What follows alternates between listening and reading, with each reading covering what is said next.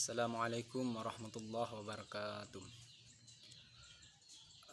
Nahmaduhu wa nusalli ala rasulil karim wa ala alihi wa sahbihi ajma'in, amma ba'd. Pertama, saya ingin menyampaikan puji syukur atas kehadirat Allah Subhanahu wa taala. Kemudian salawat serta salam tercurahkan kepada baginda Nabi besar Muhammad sallallahu alaihi wasallam.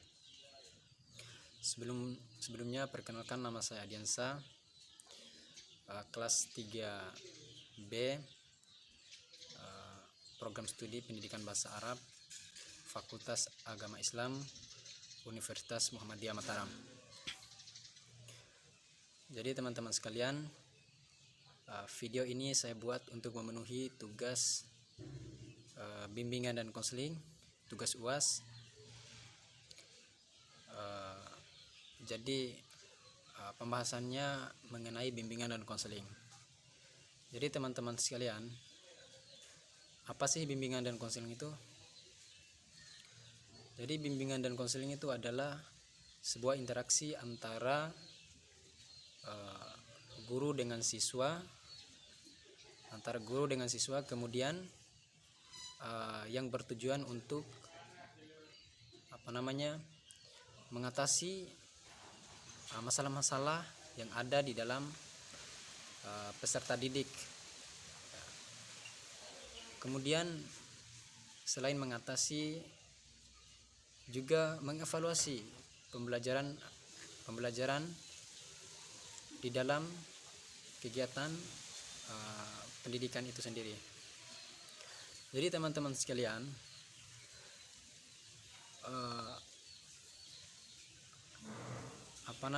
bimbingan dan konseling itu bukan hanya sekedar tugas dari guru BK saja, melainkan ada personilnya masing-masing.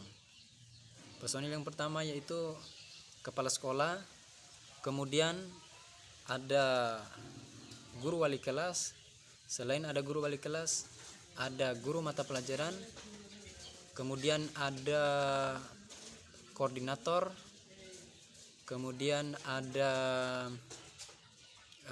guru BK yang menjadi sepenuhnya yang bertanggung jawab, kemudian ada orang tua. Teman-teman sekalian, dari beberapa personel yang saya jelaskan tadi, ini memiliki fungsinya masing-masing, ya, fungsinya masing-masing. Jadi sedikit saya akan menjelaskan tentang fungsinya masing-masing. Jadi fungsi yang pertama yaitu fungsi dari kepala sekolah. Jadi fungsi dari kepala sekolah yang pertama sekali yaitu mengkoordinator seluruh kegiatan yang ada di dalam sekolah. Kemudian fungsi kepala sekolah yang kedua yaitu menyiapkan sarana dan prasarana. Suatu contoh, misalnya di dalam kegiatan belajar itu kurang papan tulis misalnya, jadi di situ tugas kepala sekolah yang akan menyiapkannya, ya, melalui orang-orang yang membantu kepala sekolah yang di-SK-kan oleh kepala sekolah. Kemudian tugas dari kepala sekolah yang ketiga adalah membuat surat izin untuk guru BK, ya. Surat tugas maksudnya surat tugas dari guru BK, guru wali kelas, kemudian koordinator. Itu semua kepala sekolah yang membuat surat izin itu, surat tugas. Kemudian teman-teman sekalian, tadi kita sudah jelaskan tugas dari kepala sekolah. Terus yang kedua, tugas dari guru wali kelas. Jadi tugas dari guru wali kelas ini teman-teman sekalian, jadi saya akan sedikit menjelaskan tentang guru wali kelas. Jadi guru wali kelas itu adalah menjadi wali di dalam kelas untuk siswanya. Kemudian selain menjadi wali, guru wali kelas juga yang akan membantu guru BK untuk untuk mencari tahu gitu di mana letak uh, kesulitan belajar, ya maksudnya untuk mengidentifikasi kesulitan belajar siswa, kemudian akan dikonsultasikan kepada guru BK. Kemudian selanjutnya ada guru mata pelajaran. Jadi tugas dari guru mata pelajaran ini teman-teman sekalian adalah memasyarakatkan kegiatan belajar, kemudian memasyarakatkan kegiatan pelayanan BK. Jadi tugas dari guru mata pelajaran tadi yaitu memasyarakatkan pelayanan BK. Jadi itulah tugas dari guru mata pelajaran. Kemudian selanjutnya teman-teman sekalian ada koordinator. Jadi koordinator ini sangat sangat penting juga dalam pelayanan BK. Jadi fungsinya yang pertama yaitu mengkoordinator. Selain dari mengkoordinator,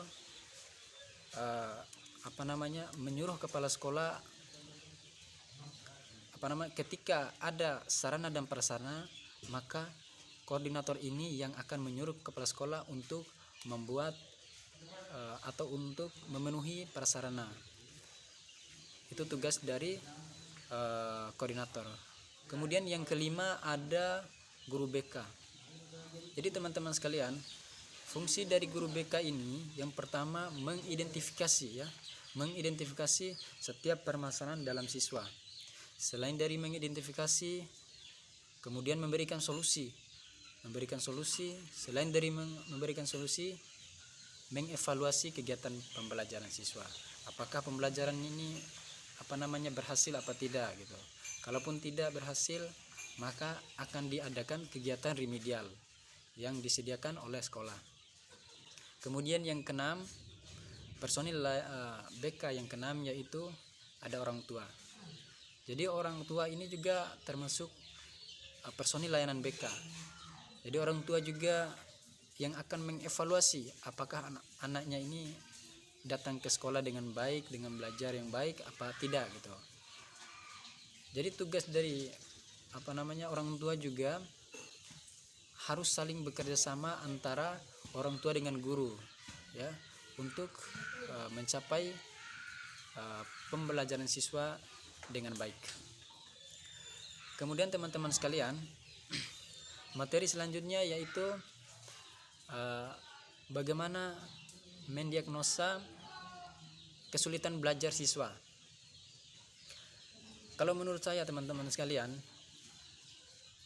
cara mendiagnosa pengalaman kesulitan belajar di dalam siswa itu yang pertama dengan cara melihat nilainya. Kalau nilainya kurang dari rata-rata, berarti bisa kita identifikasi pasti ada permasalahan dalam kegiatan belajarnya. Kemudian selain dari melihat nilainya, kemudian melihat karakternya, melihat karakter anak. Apakah anak ini ketika sedang ada kegiatan belajar, apakah menanggapi dengan serius atau tidak? Gitu. Ya. Kalaupun tidak, berarti otomatis akan terganggu pada saat kegiatan belajarnya. Kemudian mendiagnosa yang ketiga adalah sama seperti mencari tahu juga keadaan siswa pada saat belajar. Apakah dia ini ketika belajar bersedih atau tidak, bahagia atau tidak gitu. Itu dia ya teman-teman sekalian, cara mendiagnosasinya. Kemudian evaluasi kemudian solusi dari masalah yang tadi, yaitu yang pertama adalah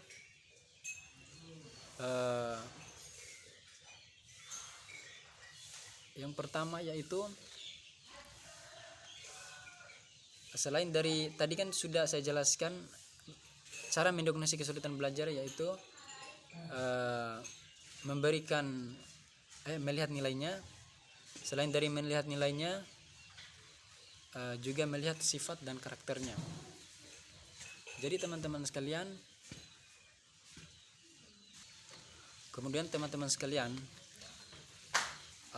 solusi dari diagnosa dari kesulitan belajar tadi, yang pertama yaitu mengidentifikasi permasalahannya seperti apa gitu. Ya, kita tidak mungkin langsung memberikan evaluasi, langsung memberikan solusi tanpa kita mengidentifikasi masalah belajar siswa, masalah dalam kesulitan belajar siswa. Selain dari mengidentifikasi, yang kedua yaitu mendiagnosi apa kesulitan belajarnya. Suatu contoh, ketika ada orang yang masuk ke rumah sakit, sebelum dokter itu memberikan obat atau terapi, jadi dokter terlebih dahulu mendiagnosa apa penyakitnya gitu, baru dokter memberikan obat. Maka dari itu kalau kita kaitkan dengan pembelajaran, jadi jadi guru itu harus mendiagnosis dulu apa permasalahan yang ada, ya. Kemudian tahap selanjutnya yaitu ada yang namanya terapi. Terapi ini bisa diberikan direktif, ya, pedoman atau perintah, ya, kepada anak didik, ya. Kemudian selain memberikan pedoman, mungkin siswa ini ketika belajar dia bermalas-malasan, kemudian sering bermain, maka cukup dengan direksi aja. Direksi itu semacam memberikan pedoman, menasihati dan segala macam. Dan juga bisa juga diberikan non direksi atau bisa mengajak kerjasama guru BK, kemudian guru wali kelas, guru mata pelajaran, ya, untuk mengatasi permasalahan yang ada. Kemudian yang keempat yaitu ada evaluasi. Jadi evaluasi inilah yang akan menyempurnakan kegiatan diagnosa tadi. Jadi evaluasi juga ini melihat bagaimana keadaannya, bagaimana keadaan kegiatan belajar tadi gitu. Apakah sukses atau tidak? Kalau tidak sukses, maka akan kita lihat lagi di titik yang mana letak kesalahannya. Apakah di titik terapi ataukah di titik diagnosa yang salah gitu. Maka harus ada evaluasi. Kemudian materi selanjutnya yaitu tentang remedial. Jadi teman-teman sekalian, jadi remedial itu adalah suatu kegiatan yang ditunjukkan untuk membantu siswa yang kurang dalam pembelajarannya atau yang kurang tangkap dalam kegiatan belajar, kemudian yang sering bermain-main dalam kegiatan belajar. Maka lewat kegiatan remedial ini yang akan membantu siswa agar lebih menuntutkan lagi siswa agar semangat belajar. Jadi kegiatan remedial ini ada beberapa fungsi. Yang pertama yaitu fungsi korektif. Jadi fungsi korektif ini fungsi yang akan mengkoreksi guru, kemudian fungsi yang akan mengkoreksi siswa. Ya. Bagaimana cara guru memberikan pelajaran, cara guru mengajar, kemudian bagaimana cara siswa belajar. Maka dengan fungsi ini siswa dan guru akan dikoreksi. Kemudian fungsi yang kedua ada fungsi pemahaman. Jadi fungsi pemahaman ini yang akan memberikan pemahaman terhadap guru, kemudian yang akan memberikan pemahaman terhadap siswa. Ya. Jadi pemahaman maksudnya pemahaman dalam kegiatan belajar. Misalnya siswa di dalam kelas skalanya lebih banyak yang bermain-main. Maka dengan pemahaman ini guru akan memberikan pelajaran sesuai dengan siswa yang bermain-main pula. Maksudnya penyesuaian. Kemudian fungsi yang ketiga yaitu fungsi penyesuaian. Jadi fungsi penyesuaian ini sama kayak yang tadi pemahaman sebenarnya. Jadi fungsi pemahaman ini adalah fungsi untuk menyesuaikan cara belajar siswa, kemudian untuk menyesuaikan cara mengajar guru kepada siswa.